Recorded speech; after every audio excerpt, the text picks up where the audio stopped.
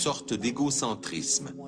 Les références au culte de Satan étaient minimales, mais plusieurs rapports indiquent que certains individus se seraient inspirés de cette Bible satanique pour échafauder leurs propres rituels. Et Anton LaVey pratiquait ses rituels devant une femme nue sur un autel. L'autre église satanique, le Temple de Seth, est une initiative d'un membre dissident de l'église de Satan, Michael Aquino. Fondé en 1975, le Temple de Seth s'articule autour des mêmes valeurs et philosophies que celles de l'église de Satan, à la différence que le diable est considéré comme une entité bien réelle. Lorsque le FBI commence son enquête sur les activités des groupes sataniques, l'église de Satan et le Temple de Seth sont les premiers à se retrouver dans le collimateur de la police fédérale. Mais ni l'une ni l'autre de ces organisations ne semble impliquée dans des activités criminelles et encore moins dans ces meurtres rituels dont parlent les témoins.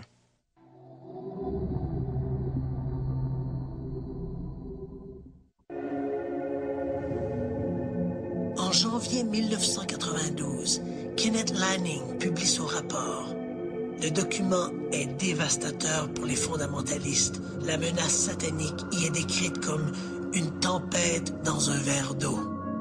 Lanning explique n'avoir trouvé aucune preuve sur l'existence des groupes sataniques organisés d'importance ou sur ces soi-disant meurtres d'enfants.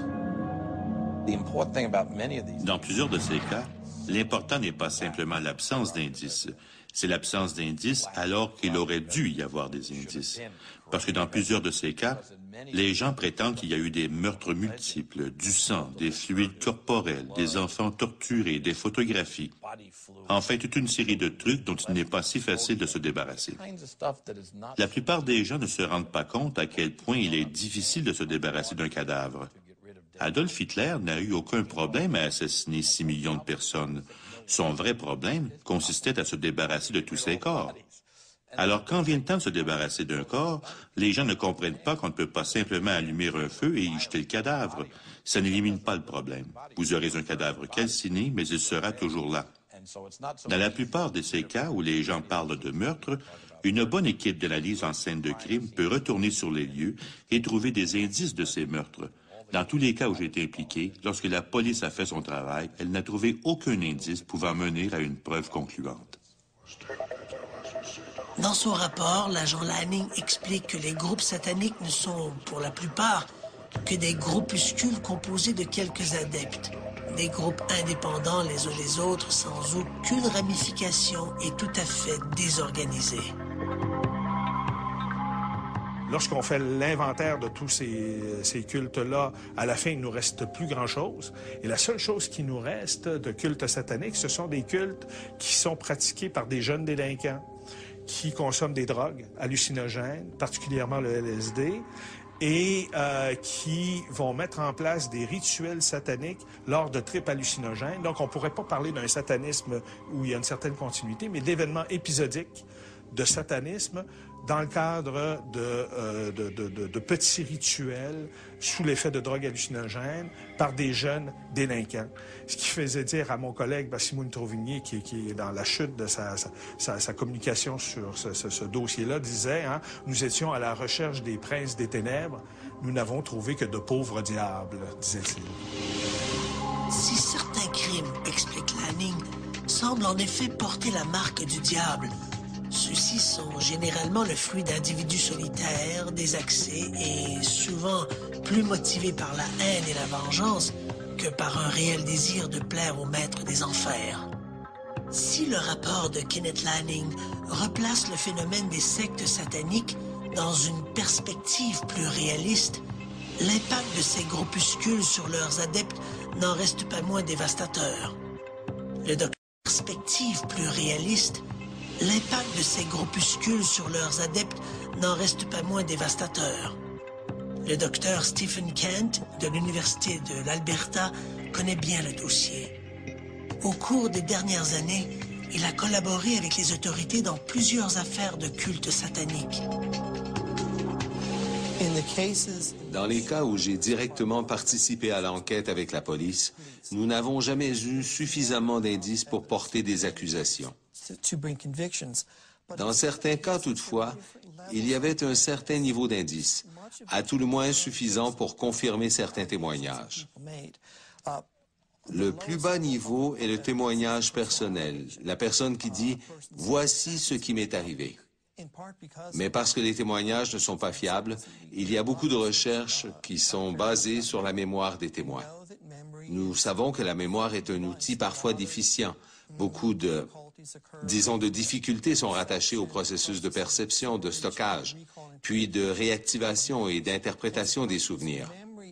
Le souvenir qu'une personne peut avoir d'un événement peut constituer un indice, mais c'est un indice très peu fiable. Dans plusieurs cas, le témoignage était corroboré par un membre de la famille. Mais là encore, on peut avoir affaire à une sorte de contamination. Dans un cas particulier, j'ai eu affaire à un témoignage corroboré par quelqu'un qui n'était pas de la famille. Une femme qui m'a dit avoir été impliquée dans le même genre de rituel. Dans ce cas précis, nous avons malheureusement eu affaire à une mauvaise enquête de police.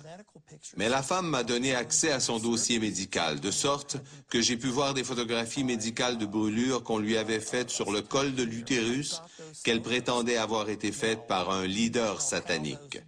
J'ai ces photos. Nous ne savons pas comment ces brûlures se sont produites, mais c'est peut-être un début de preuve. Dans un autre cas, plusieurs membres d'une même famille, d'âges différents, sont venus me voir pour m'apporter leur témoignage. Il ne s'agit pas d'un manque d'indices, mais les preuves suffisantes pour porter des accusations manquent. Chaque année, lors des solstices d'hiver et d'été, des centaines de personnes se réunissent autour de Stonehenge, en Angleterre. Tous ont fait le voyage vers ce légendaire site mégalithique pour y voir le soleil se lever entre ces immenses arches de pierre dressées selon un alignement astronomique. Parmi ces visiteurs se trouvent des hommes et des femmes habillés de longues tuniques blanches. Ce sont des druides et se réclament d'un mouvement magico-religieux de l'ancien monde celte. Les druides de l'Antiquité adoraient les dieux de la nature et croyaient en la réincarnation. Ils ont été persécutés par l'envahisseur romain qui les considérait comme de véritables sauvages, puis ensuite par l'Église qui jugeait leurs activités comme hérétiques. Malgré cette persécution, les druides ont quand même réussi à survivre dans la clandestinité jusqu'à nos jours. Mais ce ne sont pas les seuls survivants de ces chasses aux sorcières. À Salem, théâtre du plus célèbre procès de sorcellerie de l'histoire, une poignée d'hommes et de femmes arborant un pentacle se réunissent également lors d'événements sporadiques. Solstice, équinoxe, phase lunaire, etc. Dans un champ un peu en retrait de la ville, ils participent à des réjouissances et à des danses rituelles. Leur maître de cérémonie n'est nul autre que Laurie Cabot, la sorcière officielle de Salem. C'est en 1977 que cette dernière a reçu son titre des mains du gouverneur de l'époque, Michael Dukakis. Cabot affirme posséder certaines habiletés psy et une mémoire génétique qui la relierait à des sorcières de l'Antiquité. Laurie Cabot et ses adeptes pratiquent un culte lié à la Terre et à ses énergies. On rend hommage à la nature et à ses dimensions spirituelles et ésotériques. On ne pactise plus avec le diable et on ne jette plus de mauvais sorts. Des chapitres de sorcières comme celui fondé par Laurie Cabot existent partout à travers le monde occidental. Les adeptes se comptent par milliers. Certains groupes se réclament des druides, d'autres des sorcières du Moyen-Âge ou des déesses de la Grèce antique. Mais tous ont en commun cette célébration de la Terre. La grande distinction qui existe entre ces groupes modernes occidentaux et l'image liée à la sorcellerie d'antan, c'est cette dichotomie très claire qui existe entre la pratique de la magie et le culte du diable. Si au Moyen Âge et à la Renaissance, les sorciers et sorcières étaient suspectés de pactiser avec les forces des ténèbres, cette affiliation n'existe plus de nos jours. Le culte du diable est à présent l'affaire des satanistes qui n'ont aucun lien avec les adeptes de ces cultes dits néopaganistes.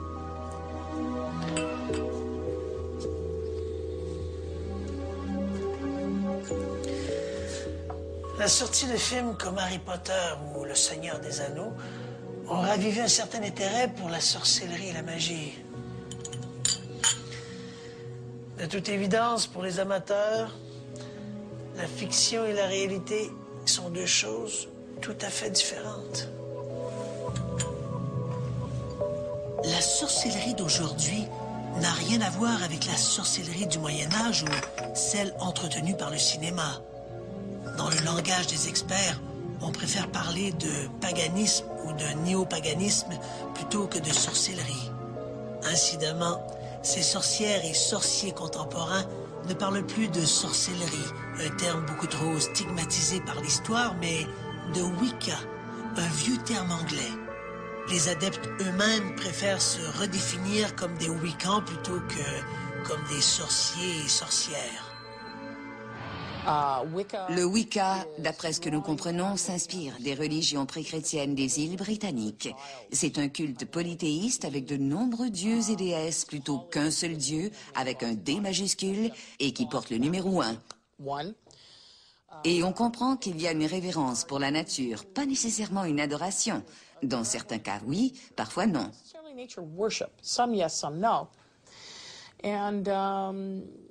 Et on assiste à certaines pratiques qui se tiennent davantage la nuit que le jour. Il n'y a pas de bâtiment unique, comme on peut aller à l'église ou à la mosquée. C'est pré-chrétien et c'est devenu très, très populaire. C'est une famille de religions, une croyance qui croît très rapidement au Canada, aux États-Unis et en Europe.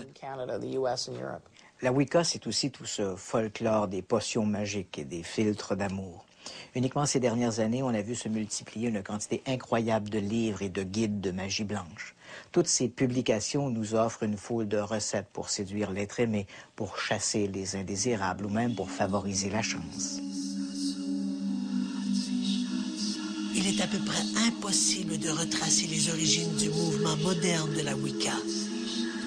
Néanmoins, lorsque l'on essaie de remonter aux origines de la Wicca, un nom s'impose rapidement comme le géniteur de la sorcellerie moderne, Gerald B. Gardner. Gerald B. Gardner est loin de faire l'unanimité. Plusieurs critiques le voient comme un opportuniste, un peu escroc. L'importance qu'il accordait à la nudité dans ses rituels lui ont valu des attaques virulentes de la part de ses adversaires. D'autres, au contraire, loin de s'en offusquer, l'ont hissé au rang du plus grand des sorciers modernes. Quoi qu'il en soit, il est certain que sans cet excentrique passionné de magie et de sorcellerie, la Wicca n'aurait pas connu un tel essor. Ce qui, à l'époque de Gardner, n'était qu'un phénomène marginal est aujourd'hui un mouvement important comptant des milliers d'adeptes. Uniquement au Québec, on estime à plus de 2000 le nombre de Wiccans.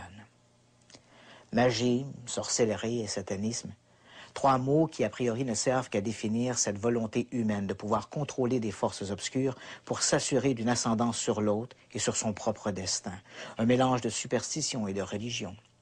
Mais historiquement parlant, le point d'ancrage de ces doctrines est beaucoup moins surnaturel. Il se réduit à un seul mot, la peur. La peur que les femmes et les marginaux ont toujours suscité auprès des pouvoirs établis, qu'ils soient ecclésiastiques ou séculiers. La peur de l'autre, la peur de l'inconnu. Au Moyen Âge, devant la montée des sociétés matriarcales, l'Église s'est senti le besoin de réagir. Il y avait péril en la demeure. La peur du diable était authentique, mais la peur que suscitaient les femmes était malheureusement beaucoup plus présente. Aujourd'hui, la chasse aux sorcières est-elle vraiment chose du passé? Lorsque les femmes doivent se voiler pour ne pas devenir, malgré elles, un objet de tentation, n'est-ce pas un peu l'antichambre de ces bûchers du Moyen Âge? Quand on pratique l'excision sur des fillettes pour mieux contrôler leur sexualité, n'est-on pas en train de se substituer à tous ces pierres de l'encre de la Renaissance? On oublie encore trop souvent que l'un des plus grands génocides de l'histoire a eu pour victime les femmes. Uniquement durant les chasses aux sorcières de la Renaissance, près de 100 000 d'entre elles ont été envoyées au bûcher. Depuis des siècles, le monde chrétien a fait des femmes des citoyennes de deuxième zone, les persona non grata, d'un pouvoir que l'on souhaitait exclusivement masculin.